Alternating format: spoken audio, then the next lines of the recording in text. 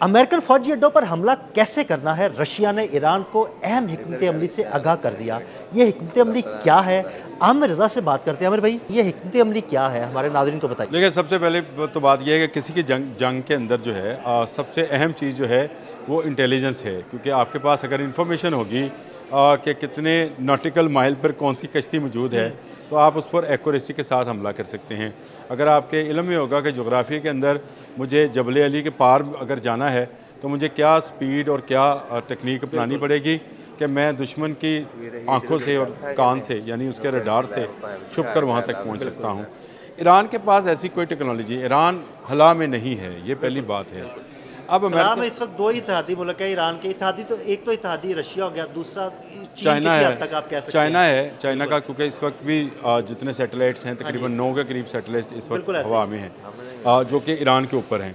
अच्छा, ये तमाम अमेरिका के इल्म में नहीं था कि ईरान जो है जब इसको हमला दोबारा वापस करेगा, जब उस पर हमला हो जाएगा, हमला वापस करेगा तो इस एक्यूरेसी के साथ करेगा। यानी एक्यूरेसी का आप अंदाज़ा कीजिए कि दुबई के एक 10 मंजिला इमारत के अंदर कौन से फ्लोर के ऊपर CIA का ऑफिस है, ऐसे ही। ये ईरान के इलम मतलब में दुबई नहीं की था। 10 मंजिला इमारत के ऊपर एक हमला होता है, और ये कैसे एग्जैक्ट उसी मंजिल पे उसी हमला मंजिल होता है पे जहाँ पर नहीं था। CIA के लोग ठहरे हुए थे। अभी आपने कुछ देर पहले आपके साथ एक व्लॉग किया जिसमें मैंने आपको आप ही ने बताया था कि उनका जो रिसीविंग पॉइंट है इसराइल का, बिल्कुल वो तबाह हुआ है। बिल्कुल अब ऐसे मुझे ही। बताएं, हिजबुल्लाह जैसी जमात का कोई सेटेलाइट आसमान पे है, उसको ये इन्फॉर्मेशन किसने दी कि किस जगह पर रिसीविंग पॉइंट जो है बनाया गया है?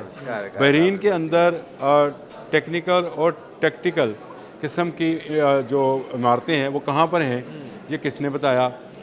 वजारत दफा के दफातर में वो कमरा कौन सा है जहाँ मीटिंग होती है बिल्कुल बिल्कुल। नेतन्याहू की, ये किसने इन्फॉर्मेशन दी? ये बहुत देर के बाद होश आया।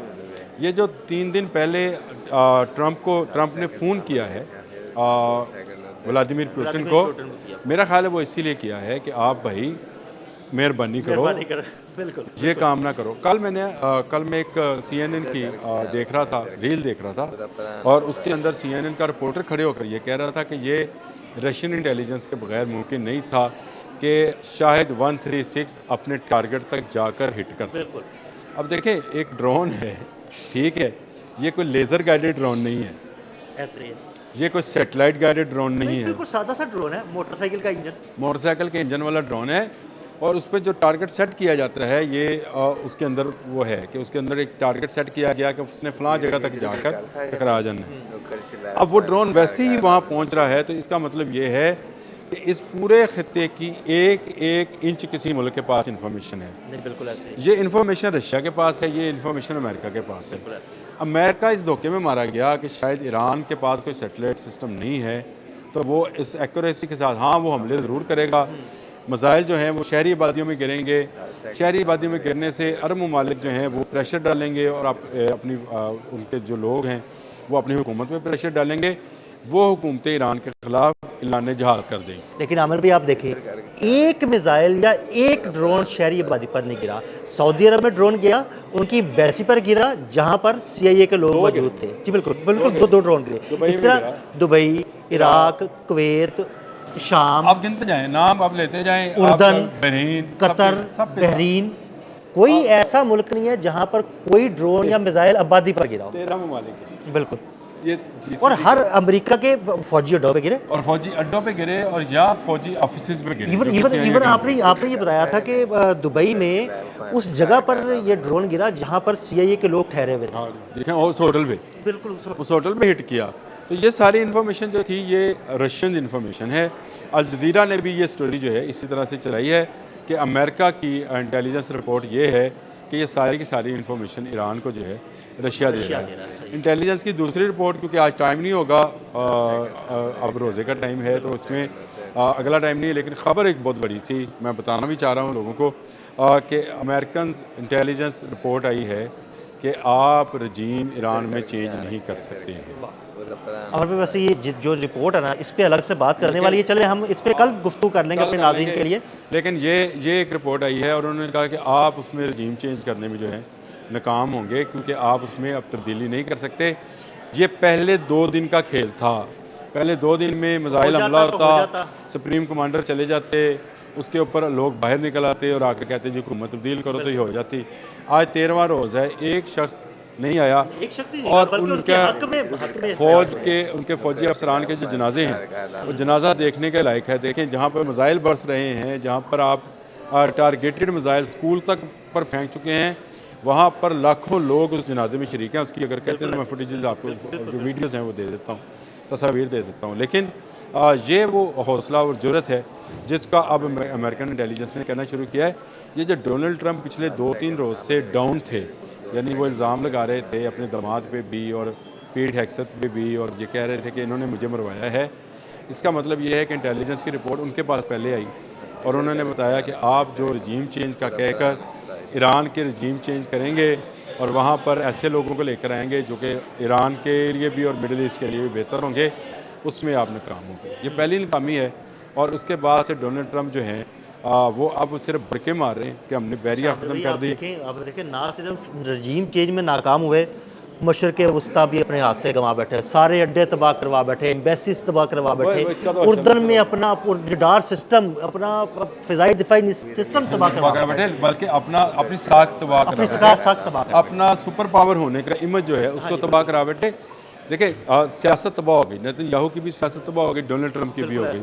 क्योंकि अगर आपके असम्बली के अंदर खड़े होकर कहते हैं कि 6 दिनों में 11.5 बिलियन डॉलर आपके जला दिए, तबाह हो गई उनकी, आमिर भाई जला दिए, तो ईरान की तरफ से तो कोई ऐसा बयान नहीं आया। हाँ, बिल्कुल ऐसा ही। वहाँ पर तो आपको जिंदगी आज भी नॉर्मल अंदाज से गुजरते हुए नजर आती है। रमज़ान का महीना, रोज़ा रखते हैं, अफ्तार करते हैं, सहर करते हैं और नहीं, दुश्मन का मुकाबला भी तरावी पढ़ते हैं और दुश्मन का मुकाबला भी करते हैं। फुटेजेस देख रहा था ईरान की, उसमें वो तरावियाँ अदा कर रहे हैं और एक ऐसी बिल्डिंग में तरावियाँ अदा हो रही है जहाँ पर मिसाइल लगा था अमेरिका का, और वहाँ पर और उनकी मसाजिद में पुरसकून अंदाज में लोग और आवाज़ें आ रही हैं, आते रहे।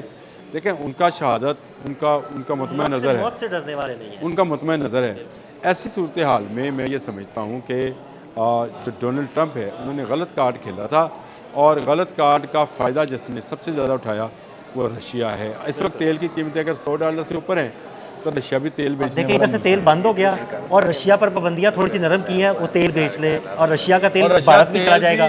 वो तेल जो कि किसी ने $50 में नहीं लेना था, वो $100 से ऊपर निकले, तो उसने वो सबसे ज़्यादा उसने बिल्कुल ठीक कहा कि ईरान अमेरिका वार में सबसे ज़्यादा इकॉनमी तो उसकी मजबूत होने जा रही है, जो कि वो अपने गोला बारूद चलाकर अपनी इकॉनमी को तबाह कर रहा था यूक्रेन के ऊपर। वो उसको उसका जो है उसको पे बैक हो गया, उसका सारा पैसा। अब रशिया जो है वो खेल रहा है अमेरिका के साथ, ना सिर्फ रशिया बल्कि मैं ये कहूँगा ये तो सिर्फ रशिया का नाम ले रहे हैं, चीन का इसलिए नहीं ले रहे कि डोनाल्ड ट्रंप ने शी जिनसे मिलने जाना है चीन का दौरा करना है, इसलिए चीन का नाम नहीं ले रहे, उसको अंडर कवर रखा है। और रशिया का नाम लेकर वो कहते ने रोंदी यारा नू ले लेना भरावां दा, ये रशिया का नाम लेकर असल में चीन का नोहा जो है बयान कर रहे हैं। और नोहा क्या है, नोहा ये है कि तमाम इंटेलिजेंस जो है वो ईरान के पास जो है उसी टाइम पर, यानी उसी वक्त पर जिस वक्त उसको दरकार होती है उसको दे दी जाती है। और कहाँ पर इनकी मूवमेंट हो रही है, इनके बंदे कहाँ जा रहे हैं, इनकी गाड़ियाँ कहाँ पे हैं, इनको कहाँ से पेट्रोल और जो फ्यूल है वो दिया जा रहा है, इनकी रसदगाहें कहाँ पे हैं, इनके जो गोदाम्स कहाँ पे हैं, तो ये सारी इन्फॉर्मेशन वो इन्फॉर्मेशन है जिसको टेक्निकल इन्फॉर्मेशन कहते हैं। और जंग में सबसे कामयाब चीज़ यही है, अगर आपने जंगे मई, जब आपको पता लग जाएगा कि भाई आपका असले का डिपो कहाँ पे है, ऑयल रिफाइनरी कहाँ पर है, आपका दुश्मन कहाँ छुपा है, किस बिल्डिंग की कौन सी मंजिल पर है, तो आप उसी को टारगेट करेंगे। आप जो अफगानिस्तान में ऑपरेशन हो रहा है दहशतगर्दों के खिलाफ, तो ठिकानों का जैसे आपको पता है वैसे वैसे आप ठिकाने तबाह करते चले जा रहे हैं, आपका असला ज़ाया नहीं हो रहा। ईरान भी यही कर रहा है, वो बिल्कुल टारगेटेड ऑपरेशन कर रहा है। उसको बहुत ज़्यादा मिसाइल चलाने की ज़रूरत नहीं है, उसको बहुत ज़्यादा ड्रोन उड़ाने की ज़रूरत नहीं है, वो ज़रूरत के ड्रोन और ज़रूरत के मिसाइल चलाता है, लेकिन जहाँ चलाता है निशाने पर ताकत निशाने पर लगता है। बिल्कुल, बहुत शुक्रिया आमिर भाई। आमिर भाई ने बड़ी तफसील के साथ इस सारे मामले पर रोशनी डाली।